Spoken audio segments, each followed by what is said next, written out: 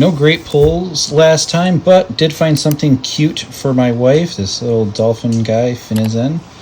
Got 4 packs left, and I'm feeling like these Obsidian Flames is going to be the next pack that we open.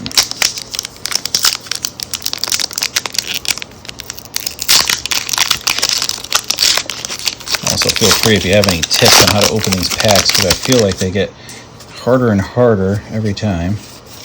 Okay, there's our energy. Okay, we've got a Glimmet. Okay. Rhyme for a trainer. Ooh, a rock ruff there. Hey, what is that? A Wiglet, so that must be a Diglett for the sea.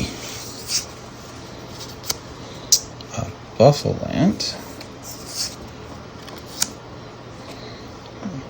A Crabominable.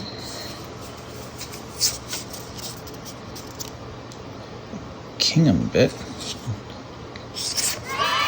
Speak of a Diglett, hey, why not one with a reverse hollow? Always a cute fun find. Toxel, not one I'm familiar with. And finally, a Claydol. Well, I'm not sure about any of these. Let me know if there's anything valuable. Although for me, like I said, I'm a 151 original kind of guy, so finding a Diglett is always fun.